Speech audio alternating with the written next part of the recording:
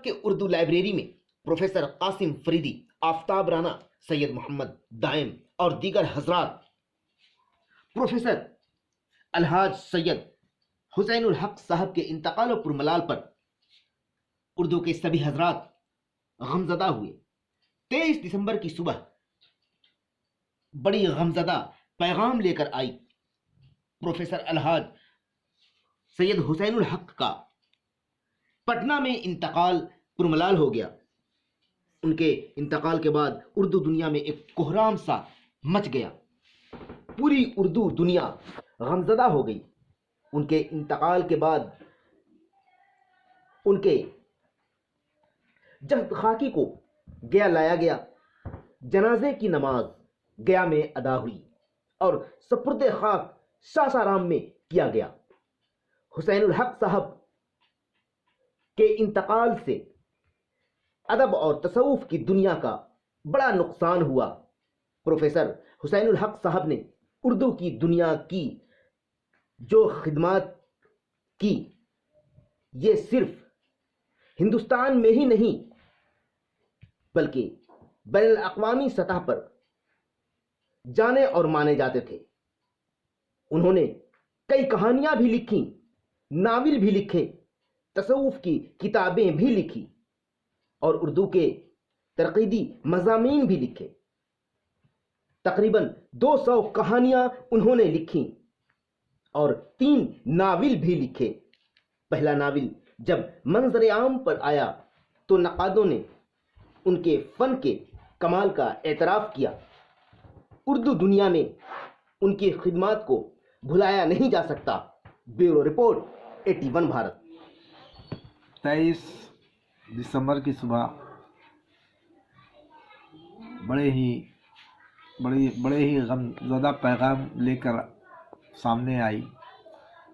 Professor سید حسین الحق صاحب پٹنہ میں Medanta hospital میں ایڈمٹ تھے، کینسر کے مہلک مرض میں مبتلا تھے۔ ان کا انتقال ہو گیا صبح 8 بجے۔ ان کے انتقال کے بعد اردو دنیا میں ایک کوہرام بچ گیا۔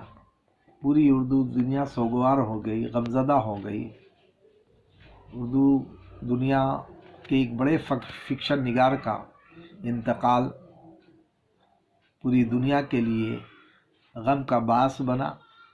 ان کے انتقال کے بعد ان کے جسد خاکی کو گیا لایا گیا۔ گیا ان کی کرم بھومی ہے۔ گیا میں ان کے جنازے کی نماز 24 دسمبر کو صبح 8 بجے ادا کی گئی۔ شہر گیا کے لوگوں نے اس میں شرکت فرمائی۔ اس کے بعد یہ جنازہ لے کر لوگ شاسرام پہنچے۔ جمعہ کا دن تھا۔ بعد نماز جمعہ اہل شاسرام اور دیگر اضلاع کے سے جو لوگ شامل ہونے آئے تھے اس نماز جنازہ میں شریک ہوئے۔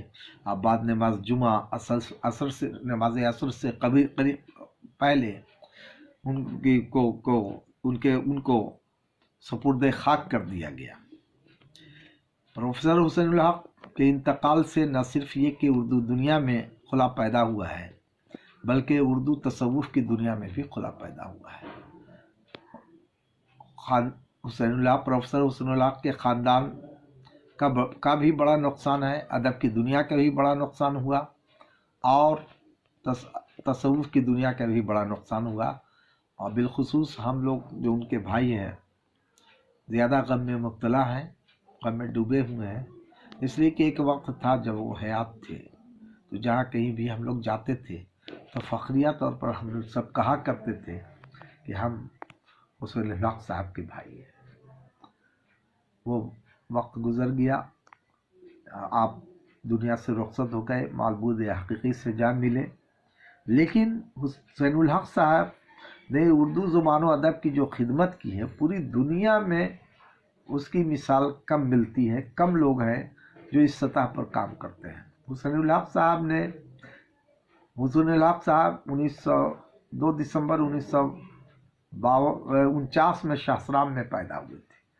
ان کا خاندانی مکان ساسرام ہے۔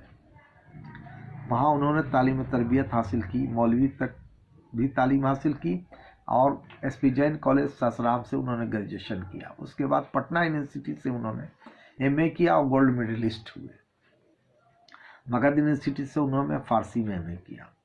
اس طرح سے حسین الحق صاحب نے نوکری کا بھی ریسرچ اسکالر بھی رہے. پٹنہ یونیورسٹی کے نوکری کا آغاز دمکا کالج سے ان کا ہوا. پھر اس کے بعد وہ گیا کالج چلے آئے 80 میں، میرا خیال ہے 79-80 میں، اس لیے کہ اس زمانے میں میں طالب علم تھا مگدھ یونیورسٹی شعبہ اردو کا. مجھے انہوں نے پڑھایا بھی ہے، میرے استاد بھی رہے وہ، کچھ ہی ماہ لیکن میرے استاد رہے وہ. اور برابر میں نے تو ان سے ہی بہت سارے معاملات اردو کے مسائل پر روشنی حاصل کی. بہرحال انہوں نے کہانیاں بھی لکھی، ناول بھی لکھے، تصوف کی کتابیں بھی لکھی اور اردو کے تنقیدی مضامین بھی لکھے. افسانے میں ان کے کئی شعری مجموعے ہیں، جیسے مطلع، پس پردہ شب، صورتحال، سوئی کی نوک پر رکا لمحہ وغیرہ، اس نیو کی اینٹ وغیرہ ان کے افسانوی مجموعے ہیں. اور بھی کئی مجموعے ہیں. تقریباً 200 کہانیاں انہوں نے لکھی اور 3 ناول لکھے. پہلا ناول بولو مت چپ رہو جب منظر عام پر آیا تو نقادوں نے حسین الحق کے فن کے کمال کا اعتراف کیا. دوسرا ناول ان کا فرات آیا. فرات کو دیکھنے کے بعد ناقدین ادب نے ان کی تعریف و توصیف کی، ان کے مقام کا تعین کیا. اور ابھی 2017 میں ان کا ایک ناول جو دھوم مچاتا ہوا اردو دنیا میں آیا، اس کا نام اماوس میں خواب ہے. اماوس میں خواب ایک ایسا ناول ہے جس کے بارے میں بہت کچھ لکھا جا چکا ہے، اور بطور خاص اس کی خوبیوں کو مد نظر رکھتے ہوئے ہندوستان کے سب سے بڑے ساہتک ادبی ادارے ساہتیہ اکیڈمی نے اس کتاب کو 2020 عیسوی میں ساہتیہ اکیڈمی انعام سے نوازا. یہ انعام ان کی زندگی میں ہی اب اسی سال، میرا خیال ہے کہ اگست میں یا جون میں یا اگست میں ان کو یہ انعام ملا. ساہتیہ اکیڈمی انعام دلی میں ان کو ملا. حسین الحق صاحب سے اردو دنیا کو بہت ساری امیدیں وابستہ تھیں، لیکن اجل آئی اور لے کر ان کو چلی گئی. غنیمت ہے جو ہم صورت یہاں 2-4 بیٹھے ہیں، بہت آگے گئے، باقی جو ہے تیار بیٹھے ہیں. حسین الحق صاحب تو چلے گئے، لیکن ان کی جو خدمات ہیں اردو ادب میں، ان خدمات کو بھلایا نہیں جا سکتا. آدھا درجن ان کی تنقیدی کتابیں بھی ہیں، تنقیدی جیسے اردو نثر کی اہمیت اور بھی دوسری اردو فکشن کی تنقید، اس کے علاوہ بھی دوسری کتابیں. اس کے علاوہ انہوں نے تحقیق کے میدان میں بھی کام کیا ہے. آثار وسیع یا مشہود ولایت جیسی کتابیں لکھی ہیں تحقیقی. انہوں نے شروع میں شاعری بھی کی تھی اور ایک ان کی طویل نظم کی کتاب منظر عام پر آئی تھی، اس کا نام ہے آخری گیت. اس کے بعد انہوں نے نہ کوئی گیت لکھا نہ کوئی شاعری کی. اگر کی ہوگی تو ان کے پاس رہی ہوگی، ان کے ذہن میں. انہوں نے اسے منظر عام پر نہ لایا. بنیادی طور پر وہ فکشن رائٹر تھے اور فکشن کی دنیا میں بین الاقوامی سطح پر وہ جانے اور مانے جاتے ہیں. ان کے جانے سے ایک بڑا خلا پیدا ہو گیا ہے. اور ان کے زمانے میں ایک بات اور عرض کرنا چاہیں گے یہاں پر ہم، کہ حسین الحق نے جس زمانے میں شاعری افسانہ نگاری شروع کی، اس زمانے میں جدیدیت کی تحریک عروج پر تھی. حسین الحق سے پہلے 2 اور اردو افسانے کا 2 اور دور تھا. پہلا دور تھا رومانوی تحریک کا، جس کے سرخیل تھے سجاد حیدر یلدرم، اور دوسرے دور میں دوسرا دور ترقی پسندی کا تھا، जिस की क़ियादत कर रहे थे मुंशी प्रेमचंद। और तीसरा दौर शुरू हुआ 1960 के बाद, 60 से के बाद उर्दू अदब में जदीदियत की तहरीक आई। उस ज़माने में जदीद अफसाने, शऊर की रौ के अफसाने और ऐसे अफसाने लिखे जाने लगे जो तरसील और इबलाग से अलग थलग रहते थे, जिनकी तरसील नामुमकिन थी। हुसैनुल हक ने उस ज़माने में भी अफसाना निगारी किया, वैसे ऐसे अल्फाज का इख्तरा किया जो आज भी वो अल्फाज ज़िंदा हैं। हुसैनुल हक के ज़माने के उनके हमअसरों में बिहार में अली इमाम, अब्दुस समद, शौकत हयात और शफक वगैरह उनके हमअसर अफसाने निगार हैं।